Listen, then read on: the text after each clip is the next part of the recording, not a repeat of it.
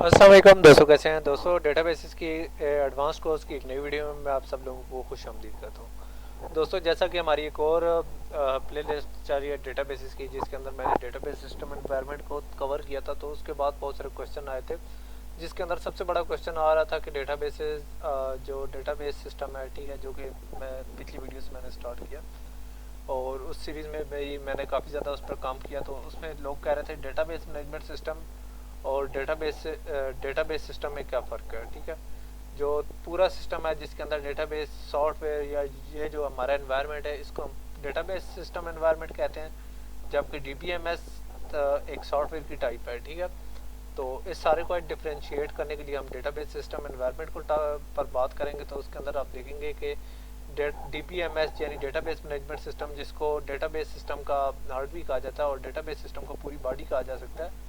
ठीक है, वो कौन सी कैटेगरी के अंदर आता है और उसका कितना रोल है। ठीक है, तो तमाम फैक्टर्स को आज देखते हैं। तो दोस्तों, डेटाबेस सिस्टम एनवायरनमेंट की बात करता हूँ तो सबसे पहले मैं आप लोगों को बता दूँ कि डेटाबेस सिस्टम या डेटाबेस में जो हमारा सिस्टम एनवायरनमेंट है, ठीक है, वो उन तमाम कंपोनेंट्स, ठीक है, और उन तमाम चीज़ों पर मुश्तमिल होता है। ठीक है, जो कि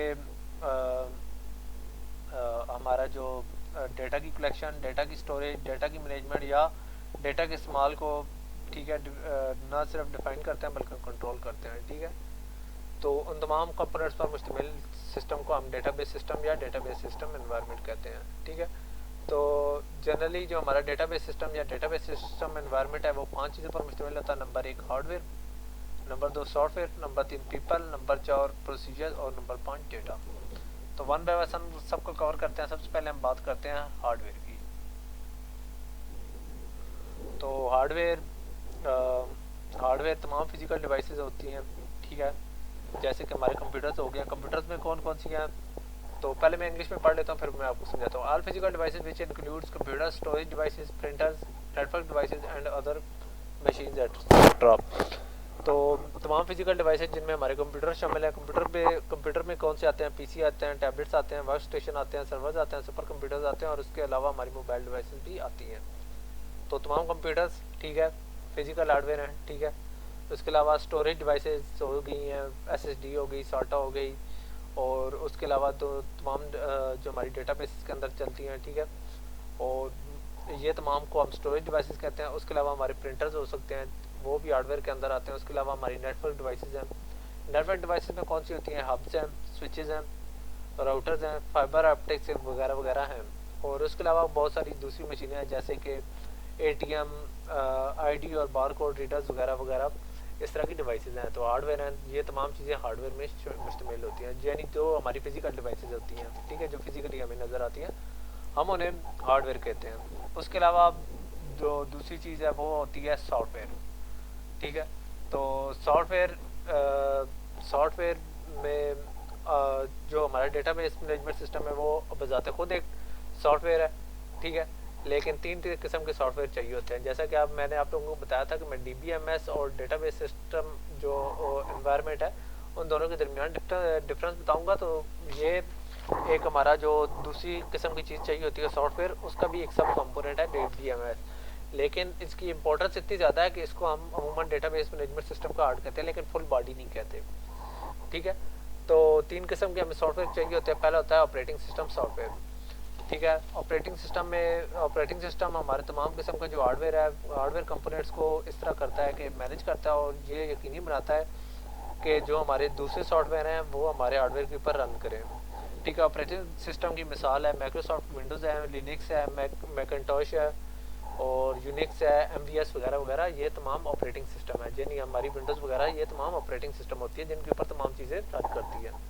उसके बाद हमारा आता है डीबीएमएस सॉफ्टवेयर, जिसकी मैं बात कर रहा था। ये जो हमारा जो डेटाबेस सिस्टम है उसका एक हार्ट है। ठीक है, डीबीएमएस या डेटाबेस मैनेजमेंट सिस्टम एक सॉफ्टवेयर होता है जो हमारी डेटाबेसेस को डेटाबेस सिस्टम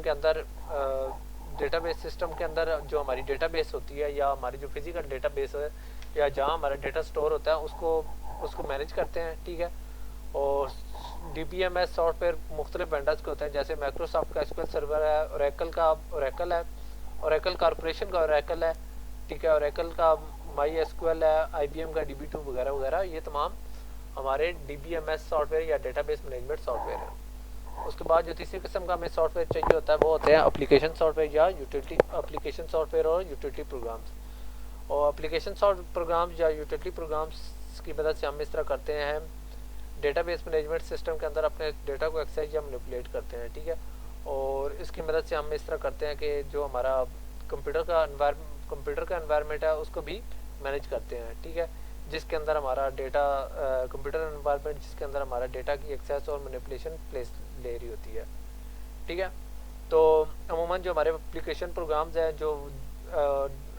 जो हमारे होते हैं अमूमन डेटाबेस से डेटा को एक्सेस करते हैं, उनकी रिपोर्ट जनरेट करते हैं, टेबुलेशन बनाते हैं और अदर किस्म की इंफॉर्मेशन जनरेट करते हैं, ठीक है, जिसकी मदद से हमारी जो डिसीजन मेकिंग है उसको फैसिलिटेट होती है या उसमें हमारी मदद होती है, ठीक है।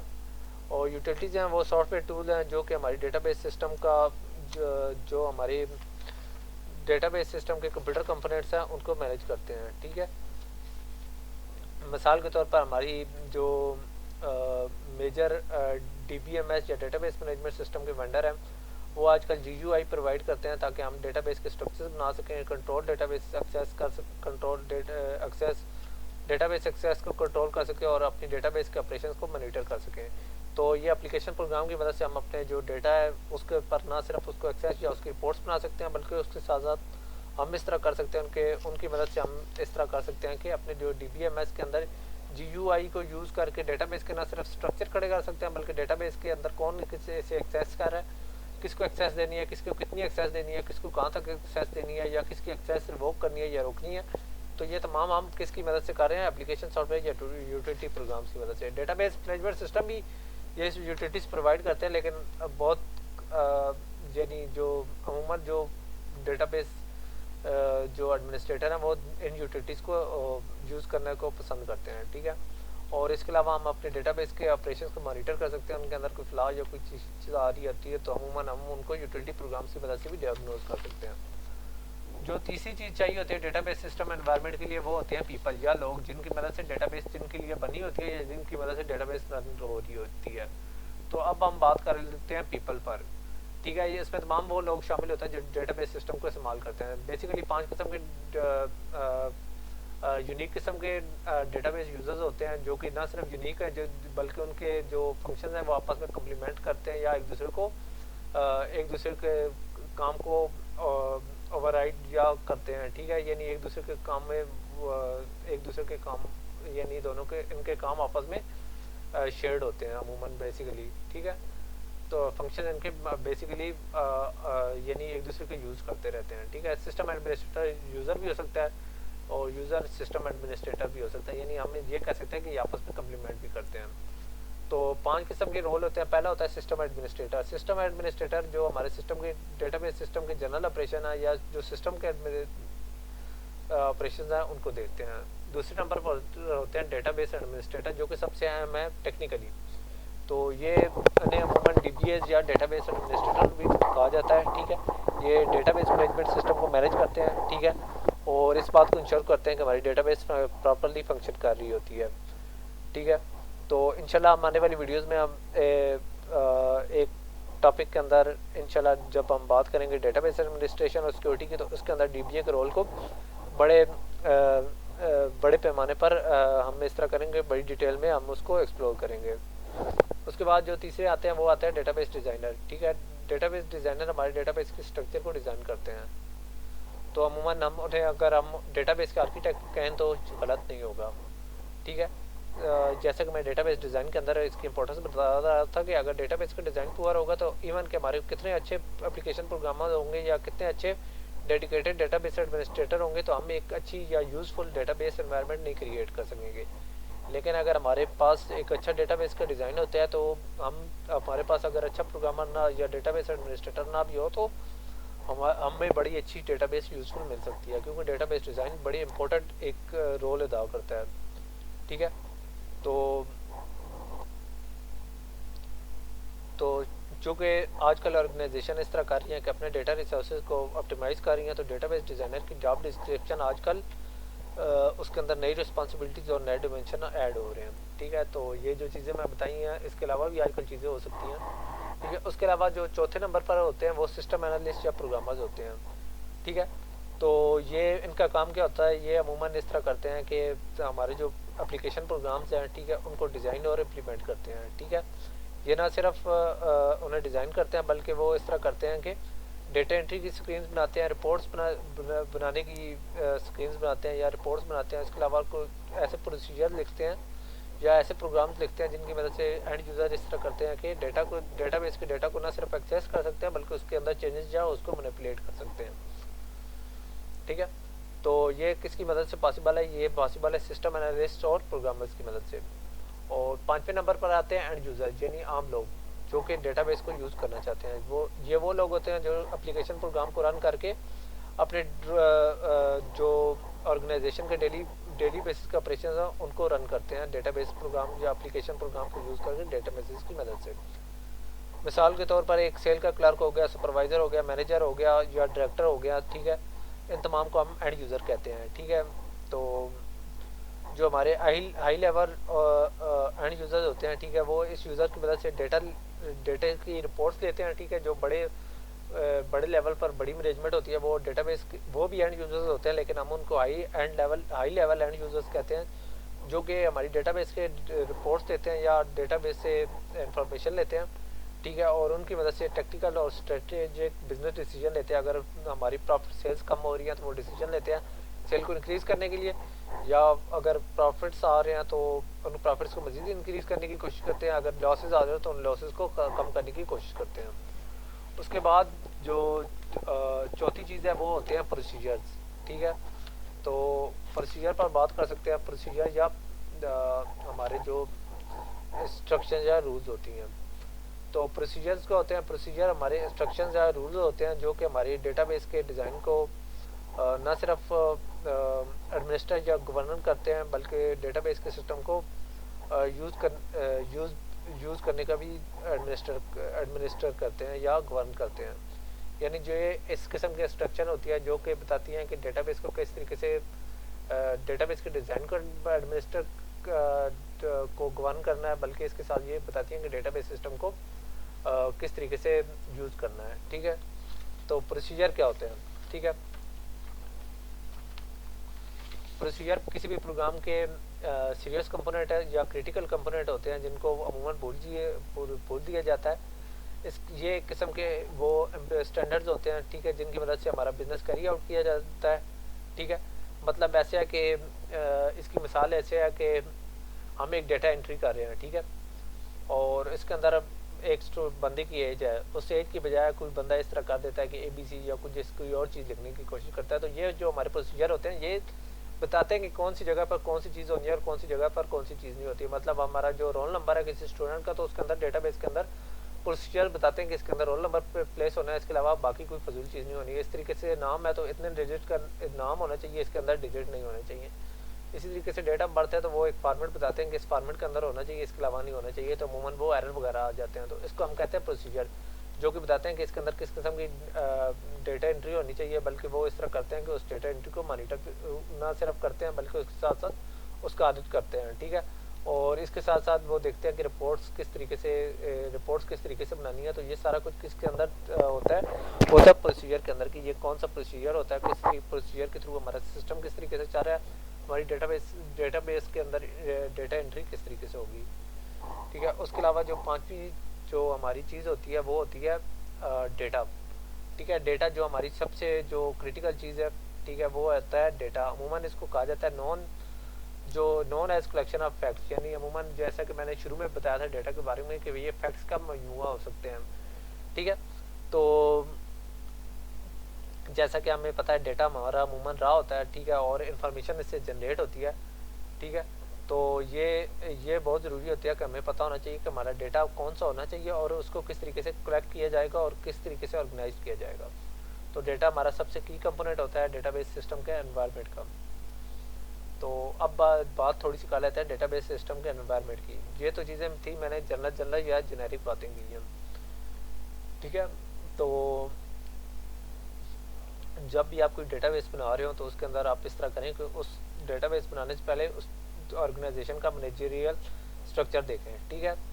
तो जो किस लेवल तक मैनेजरियल कितने मैनेजर्स हैं, उनके ऊपर क्या क्या सेटअप है, उसके अंदर क्या हायरार्की चल रही होती है, ठीक है। तो ये जो किसी भी डिपार्टमेंट के या किसी भी ऑर्गेनाइजेशन का जो मैनेजरियल स्ट्रक्चर होता है, वो उस ऑर्गेनाइजेशन के ना सिर्फ स्ट्रक्चर पर, उसके फंक्शंस पर या उसके कॉर्पोरेट कल्चर पर डिपेंड करता है, ठीक है। तो जो हमारे डेटाबेस सिस्टम होते हैं वो अमूमन डिफरेंट लेवल की कम्प्लेक्सिटी पर क्रिएट भी किए जाते हैं और मैनेज भी किए जाते हैं। सपोज हमारा जो लोकल स्टोर है, जो कि एक छोटा सा स्टोर है, उसको तकरीब ज़्यादा से ज़्यादा 2 बंदों से भी मैनेज किया जा सकता है, ठीक है। और उसमें हार्डवेयर हमारा सिंगल पीसी भी हो सकता है, ठीक है।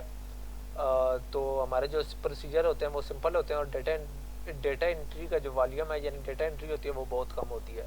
सिमिलरली हमारे पूरे मुल्क का जो यूटिलिटी स्टोर कॉरपोरेशन है, ठीक है, उसके अंदर वो एक सिस्टम एडमिनिस्ट्रेटर हो सकता है। उसके अलावा हमारे बहुत सारे डेटाबेस एडमिनिस्ट्रेटर्स हो सकते हैं, बहुत सारे डिज़ाइनर्स भी और प्रोग्रामर्स हो सकते हैं, और हार्डवेयर ये हो सकता है कि डिफरेंट लोकेशन पर बहुत सारे सर्वर्स हो सकते हैं, क्योंकि आपको पता है यूटिलिटी स्टोर का सेटअप कितना बड़ा है, ठीक है। उसके अलावा हमारे जो प्रोसीजर्स होते हैं वो काफ़ी सारे हो सकते हैं, ठीक है। उसके अलावा हमारे प्रोसीजर कम्प्लेक्स भी हो सकते हैं और जोरियस यानी हार्ड किस्म के हो सकते हैं, यानी उनके अंदर काफ़ी ज़्यादा मुश्किलात हो सकती हैं। और उसके अलावा जो हमारा डाटा का वॉल्यूम है वो बहुत ज़्यादा हाई हो सकता है, ठीक है।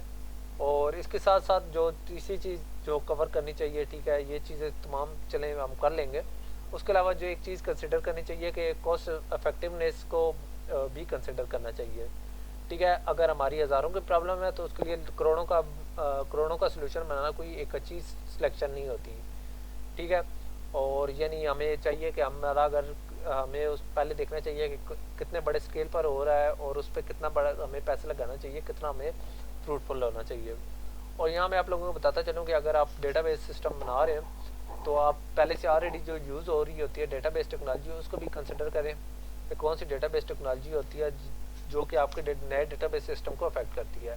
ये नहीं है कि आप पहले से एक टेक्नोलॉजी यूज़ हो रही हो तो आप एक नई टेक्नोलॉजी वहाँ जाके यूज़ करा लें, बल्कि ये होता है कि वहाँ के जो लोग हैं वो कौन सी टेक्नोलॉजी इस्तेमाल कर रहे हैं और कौन सी टेक्नोलॉजी के साथ फेमिलियर हैं। ये नहीं है कि आप नई टेक्नोलॉजी ले रहे जाएँ तो वहाँ ट्रेनिंग के खर्चे हो जाएँ, नया हार्डवेयर या बहुत सारी चीज़ें हो जाएँ। तो ये चीज़ें आपको एज ए डेटाबेस एडमिनिस्ट्रेटर या डेटाबेस